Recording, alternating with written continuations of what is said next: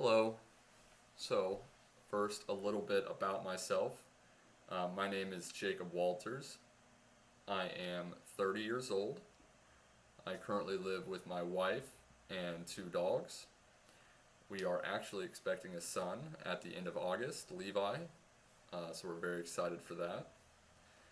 I am also an avid gamer. My go to games are competitive games or PvP oriented games. And my current favorite right now is World of Warcraft. On to my strengths. My first greatest strength, and this is sort of a combination of two, would be perseverance and consistency. This is a strength that I've sort of had to build over the last few years through my exercise habits. And initially, when I started exercising, I did not have the strength or the willpower to sort of continue it, but day by day, and just staying consistent, going there, even if it was for 45 minutes rather than your typical hour. I stayed consistent, and a few years later now, I can say that I'm a lot more comfortable in the gym. So that's definitely helped me build that strength, and I've transitioned that into the way that I work.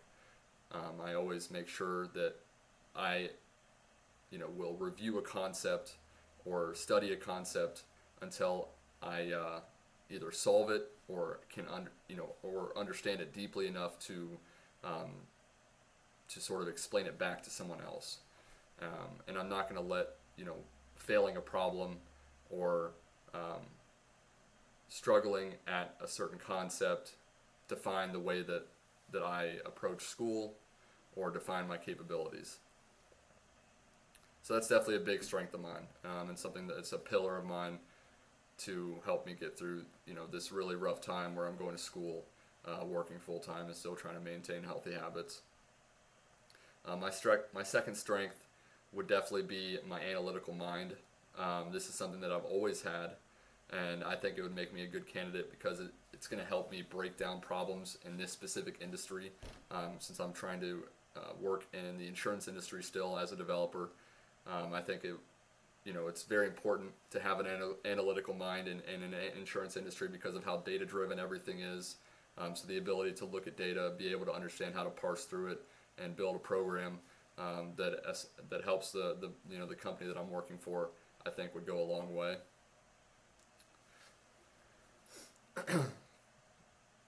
On to the next, where a situation where I may have disagreed with someone and how I handled it.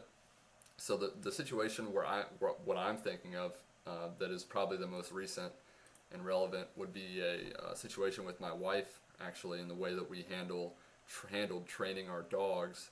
So we have two Shih Tzus, and when we first moved into our apartment, she initially let them roam free, and we had 2 stories in the apartment.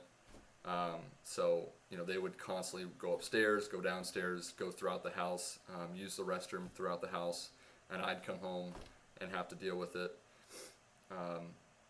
So obviously a big disagreement with us, and in the past I would initially just show my frustrations and either start an argument or get into some sort of verbal altercation.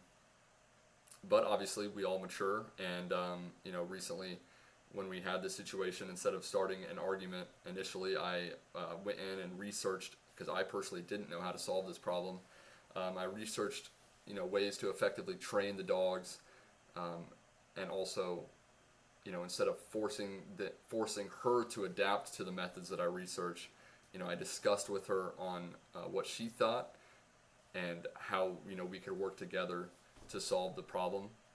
And eventually in my research I found that having a pen inside the house and sticking them inside that pen is usually the best way to avoid bathroom mistakes throughout the day, but also give them a sense of home and a sense of safety.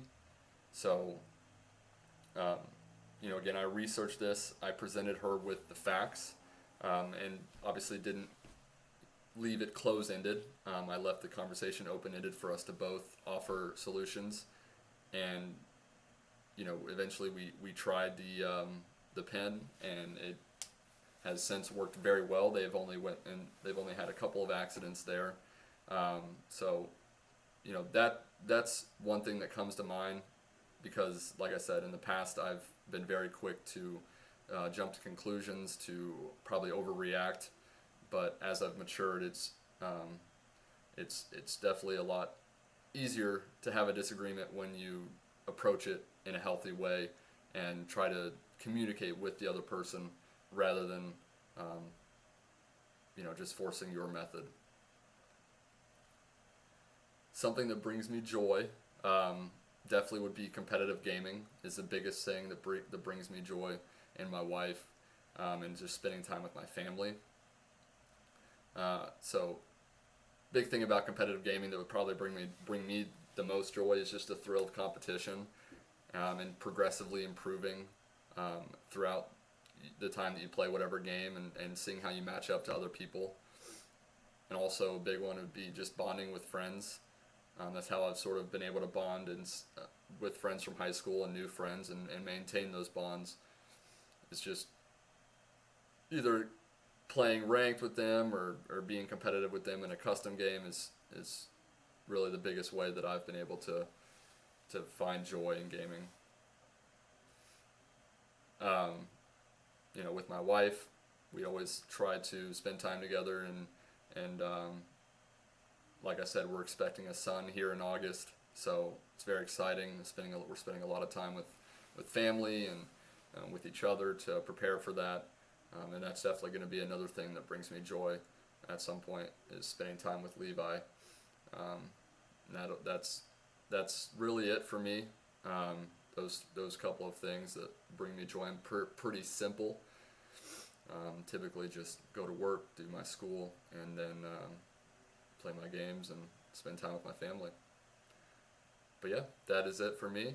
Thanks so much for watching.